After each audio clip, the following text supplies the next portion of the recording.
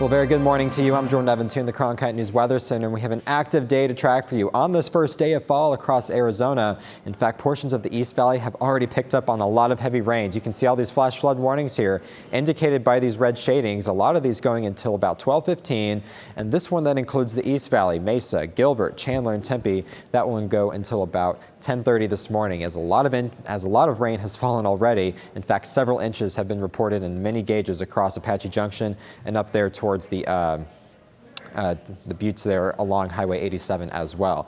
Pretty interesting to see that earlier in the day, and we've got a lot more of that coming as well. But right now, we do have a couple of severe thunderstorms to track for you just out to the west. This is just a little bit east of Lake Havasu City, and here's Highway 93 heading up towards Kingman. So this is a storm that's tracking to the northeast, packing a punch with some winds up to about 60 miles an hour and some quarter-sized hail.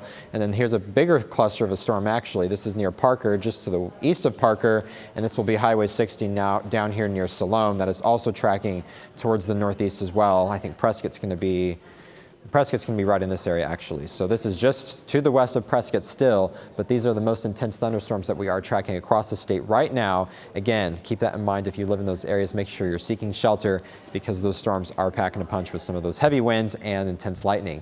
This is the cluster that moved through the East Valley earlier today. It has become a lot more widespread in the past couple of hours, but it's still raining pretty hard across parts of the high country. Here's Snowflake, Highway 77. This is south of I-40 over towards Overguard. This will continue to look to the north slowly as well. But again, not severe right now, but still raining pretty heavily up there across the high country. So keep that in mind as well if you live up in some of those areas. This is brand new from the Storm Prediction Center. All these areas shaded in purple, that is a severe thunderstorm watch that will go until later this evening. And that's because all of these areas have the potential to see severe thunderstorms today.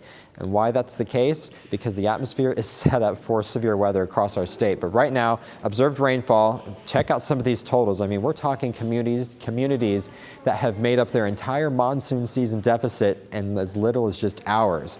Horseshoe Dam, 5.5 inches of rain. Fountain Hills, nearly 2 3/4 of an inch, and Apache Junction and East Mesa picking up close to about 2.5 inches as well, which is why those flash flood warnings are in effect still for some of those areas. Very impressive amounts. Remember, our monsoon comes from Sky Harbor, and we just have not seen that much rain there yet, but we do anticipate that to hopefully pick up later today. But let's talk about going forward, because this is the skies right now outside of our Cronkite News studio here at about the 10 o'clock hour. Notice the sun has come out. You might think that's a good thing because we're drying the atmosphere out, but actually what it's doing is destabilizing the atmosphere and making the atmosphere a lot more juicy to support severe thunderstorms later this afternoon. So that is exactly why the Storm Prediction Center has us outlooked pretty much most of our state under a slight risk of severe weather. This is a level 2 out of 5 on the scale. And just to the west of the valley, we have an enhanced risk. That's a level 3 out of 5 on the scale. And that is the first time that has ever been issued here in the state. This is normally what we would see back in the Midwest over the Great Plains, where severe weather is a lot more common.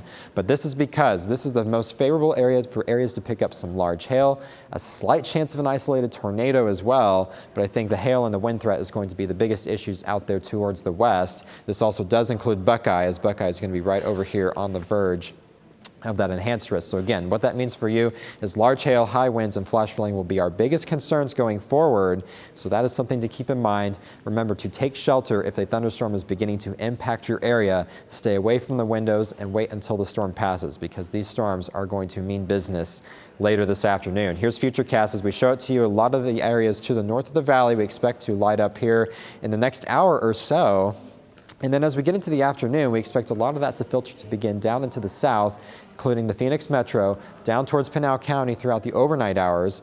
And then we'll get a little bit of a break, I think, by the late evening. But as we get into the overnight hours again, we could actually see a third round make its way into the valley. But I don't think that one will be as severe as the second round. Again, the late afternoon is the best timing here in the valley of when we are anticipating severe thunderstorms. So keep with us here on our Cronkite News webpage, as well as our social media outlets. You can follow me on Twitter at JordanEvansWX to keep you updated on the severe weather threat taking over our state today.